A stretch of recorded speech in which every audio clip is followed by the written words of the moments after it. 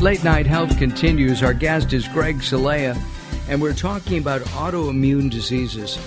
We've been talking about how to find them because there's some specific testing that Dr. Celaya recommends and prescribes for his patients. And now that you get the results back and somebody has autoimmune disorder, what can we do to feel great again? You know, it depends really what the patient's willing to do. One of the first things that we have to do is we have to heal some of these permeable membranes, like, for example, the gut, the respiratory system, etc. And once we get that stuff starting to heal, we change diet as well dramatically. It's usually a complete change.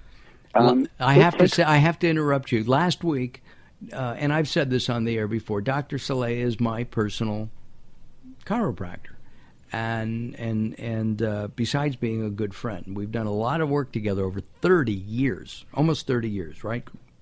Oh, it's been a while. It has been a while. And so he handed me some papers last week and said, I want you to give me, I think, a 4-day overview of what you eat. I'm embarrassed. Daryl, I can't do it. Oh, you can, well, you won't. Yeah, there's a difference. Yes. You can do it, you won't. I don't mind telling him about the octopus and scallop sashimi I had, but it's the bite of the Twinkie that I had a couple of hours later that I don't want him to know about. Carl's Jr. has a ding-dong with ice cream in the middle. Oh, my God. I'm not telling you why I know that. Yeah.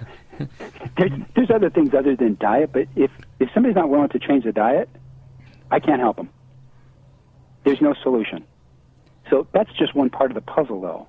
I had a gal that I've been treating with autoimmune issues, and she stopped the supplements that we gave her. Right. And she says, I can't believe how terrible I feel after a week. I'm right back. She says, I feel terrible. So she made the dietary changes that you recommended. Oh, she did, but she gave up everything for a week. Now, Wow. It's not something that you have to maintain for the rest of your life, but with her, she was relatively new, and her system hasn't had a chance to heal yet.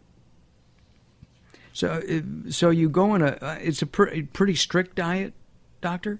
It can be. It depends where you come from, right? If you're used to going to the grocery store and, eating a bunch of artificially colored foods, and there's a whole laundry list of things that we would make changes with. Right.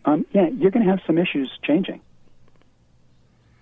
And diet is important, and I guess the old adage "you are what you eat" is true. Oh, absolutely. I mean, we have to look at the actual cause of the issue, not just the symptom. So, for example, it's like I mentioned to you before. The thyroid issues. One of the main things we're going to be looking for is gluten. The gluten protein closely relates to the thyroid tissue. And so therefore, it causes your body, when you consume gluten, your body's going to tag it. The antibodies are going to basically tag that tissue because it looks a lot like gluten. And next thing you know, your immune system starts attacking your thyroid, and now you have more of a problem. It's interesting. When I was young and single, I didn't eat the following. I didn't eat French fries. I didn't eat potatoes. I didn't eat bread. Just on an occasion, I would have garlic bread. But once in a while, I would eat sandwiches. I would eat bread in a sandwich, but I wouldn't eat bread along with the meal. I never did. Then I got married. And I don't know that I have a gluten sensitivity or not, but I do know that I have really grown to love good bread, not a Wonder Bread type of a thing. Should everybody cut down on gluten regardless? Mark, I'm a bread junkie myself. I think I might have told you I can go to what's that spaghetti place down the street? Anyway, Viva la Pasta type of thing? I don't know, but they have some incredible bread, and I don't even have to eat the spaghetti. I can just sit there and eat bread all day. But when you look at the research that I've seen, right, you're not going to touch it. You're just not going to do it. It's also wheat has changed over the years. Part of it through genetically modified engineering, And part of it is just that the kind of wheat we grow now is not what they grew during Jesus' day, 2,000 they've years ago. hybridized it. Yeah. Yeah, they've hybridized it. And it's a completely different product. Well, we're out of time, Doctor. I look forward to our next conversation. We'll talk in the next couple of weeks or so. Dr. Greg Celaya, join him at drcelaya.com, by the way, Celaya, or you can go to latenighthealth.com and learn all you want to know about Dr. Celaya right there on our contributor tab. All right, Thanks, coming Mark. up, you're welcome. Thanks a lot, Doctor.